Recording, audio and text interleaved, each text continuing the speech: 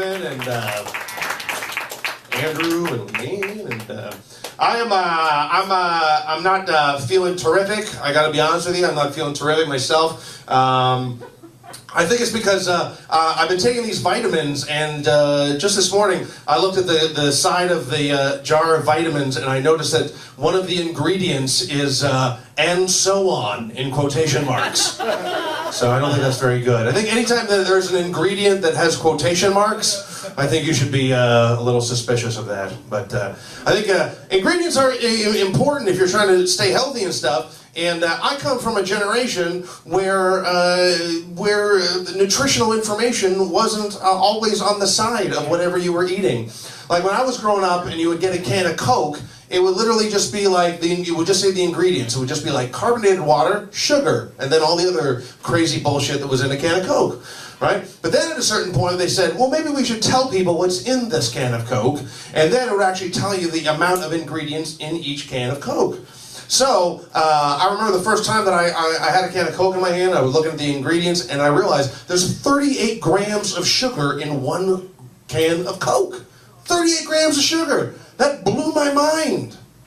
And I'll be honest with you, I do not know exactly what a gram of sugar looks like, but I do know what a gram of cocaine looks like. So you're telling me that there's 38 little baggies in that one can? That seems like a lot. You should probably cut that down a little bit. Good thing I don't drink Coke anymore. I have just, it's that time of year where my parents go off to Mexico for about 6 weeks. They've been doing it for about, I'd say close to about 17, 18 years or so. They always go off to Mexico, and for a while, a couple years ago, there was a big issue with a lot of Canadians getting murdered down in Mexico. Or just, getting attacked. Unfortunate incidents is happening down to Canadians in Mexico. And I remember at the time, before my parents were going, I remember saying to my mom, I was like, oh, aren't you worried about getting murdered in Mexico? Right?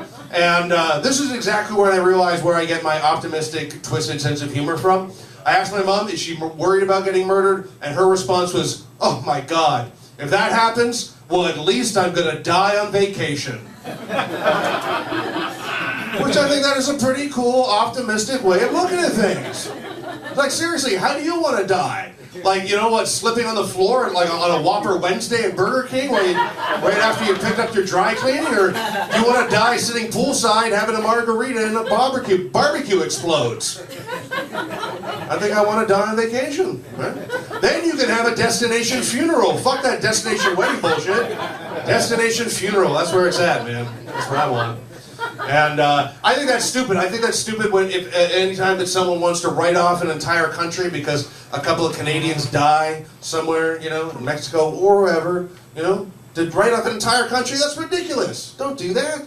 Because I don't know if you realize this, but more Canadians die every year in Canada than any other country in the entire world. Just think about that, okay? How safe do you feel? A very strange thing to applaud, but thank you. Man, is everybody on the show talking about how old they are and how their bodies are falling apart?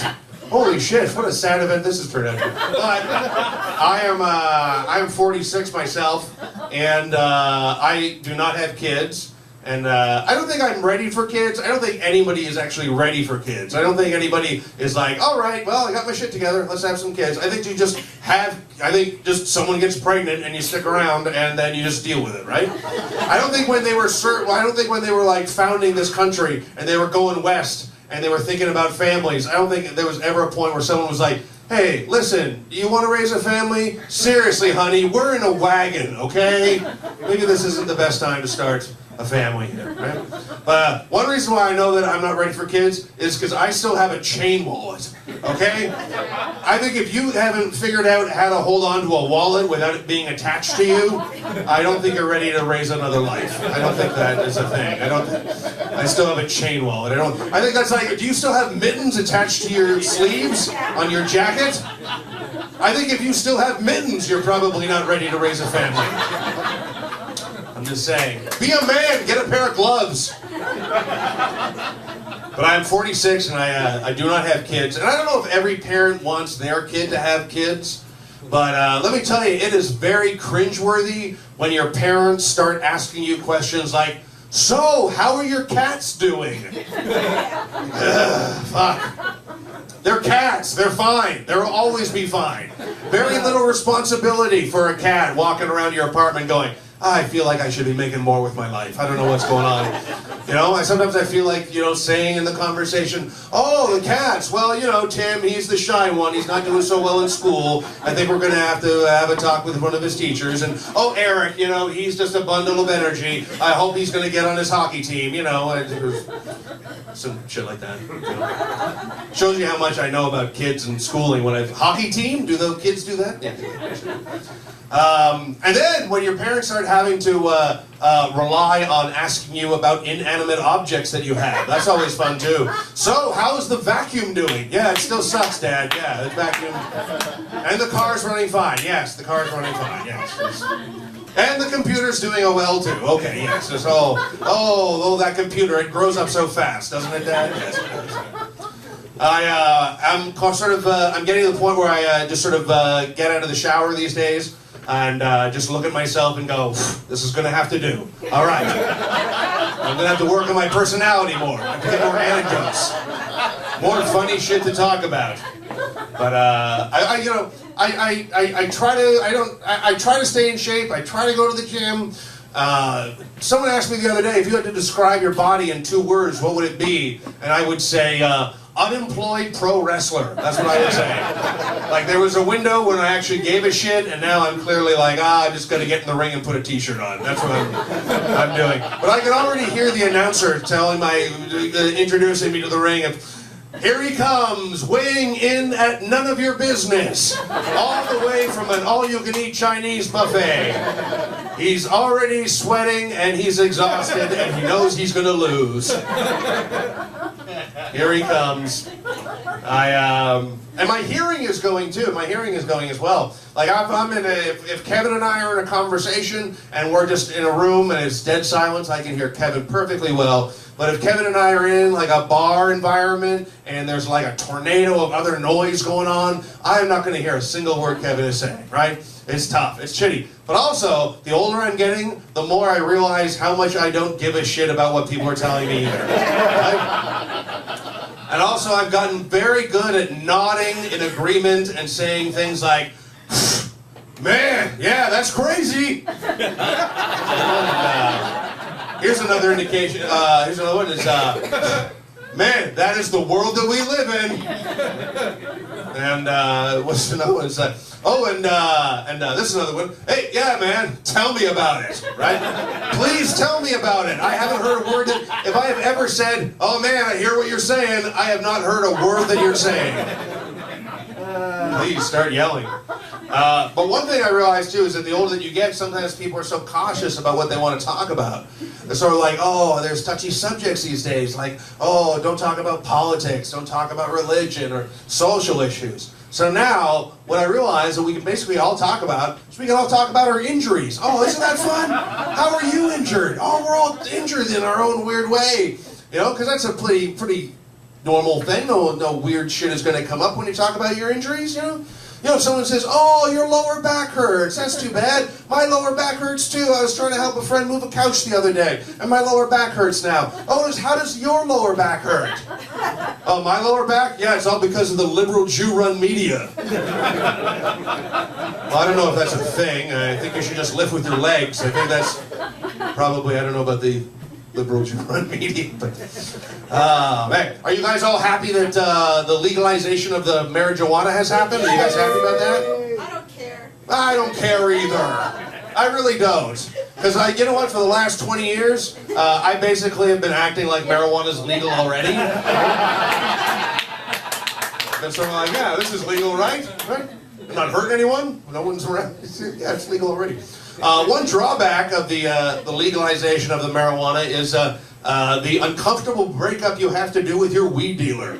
Oh man, that is awkward, right?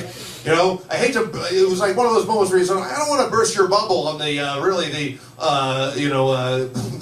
basically the root of our relationship, but now they have stores you can go to, and you can just walk in, buy your weed, and leave. It's a good system now. I don't have to go over to your place, hang out for 45 minutes, because you're convinced that the cops are watching your place from a van across the street. I don't have to do that anymore. It's a wonderful thing, right? And but it is awkward to break up with your weed dealer. Not as awkward as being on an adult movie set when it's take your kid to work day. Not that sort of awkward, but I like how the laughs are sort of like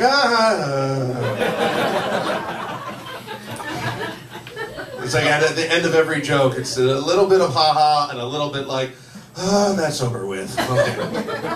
But I'll have to admit, marijuana has come a long way in some respects, and I've done a lot of marijuana benefit shows over the years. And I have to admit that marijuana audiences are not the greatest audiences in the world. Not a lot of big laughs, but a lot of smiles and nodding heads. Just a lot of like, yeah, I have noticed that. Yeah, right, I get it. But one marijuana benefit show I did in particular was many, many years ago, maybe like 12, 15 years ago. But it's always the highlight of every marijuana show I've ever done. Now, before the comedy portion of the evening started, there were two guys up on stage, and they were playing that long Australian wind instrument, the didgeridoo. Right? And I don't know if you're familiar with this instrument, but it's terrible. Right? It's not great. It's not the greatest. First of all, you got to know your audience, right? Like everyone here has been smoking pot, and the didgeridoo is not a great instrument to go with that, right? Because there was no other accompaniment for the didgeridoo. Just two didgeridoos up on stage playing back and forth. That's it. Right? And the only good thing about the didgeridoo is, well, first of all, every song sounds the same. And the only good thing is that you get to avoid that pretentious intro that a lot of musicians do whenever they're talking about their songs, like how they were inspired to write it and things like that. You're never going to get that. You're never going to get a didgeridoo player up on stage going, this next song's about a girl that once really broke my heart. We were very, very much in love, and that song goes a little something like this. What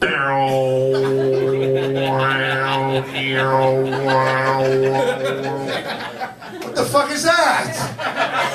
That's not a song. There's no lyrics. There's no girl. There's no breaking of hearts. You just can't do that. It's bullshit. Yeah, but you're never going to hear well, you know what? This next song's a little bit more of an up-tempo number.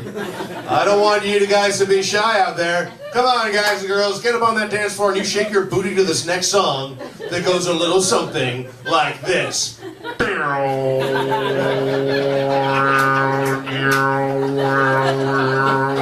the fuck is that? You gotta know your audience. Come on, right? Everybody's high. You know, this is the didgeridoo is the sort of music that you lose your balance to, okay? Seriously. Right? Gotta know your crowd, right? You don't play Christmas carols at a strip club, and you don't play the didgeridoo at a medical marijuana benefit. You just know your audience. That's what I'm talking about. You know, and like I said, you know, it's a crazy world that we live in. Sometimes you don't know what to talk about with other people. But do you think there's certain things that everyone can agree on? You know, like the destruction of our environment. And I don't know what your opinion is on the environment and what we should do, but I think my opinion is expressed pretty clearly in this next song that goes a little something like this. I can go all night. Thank you very much, everybody.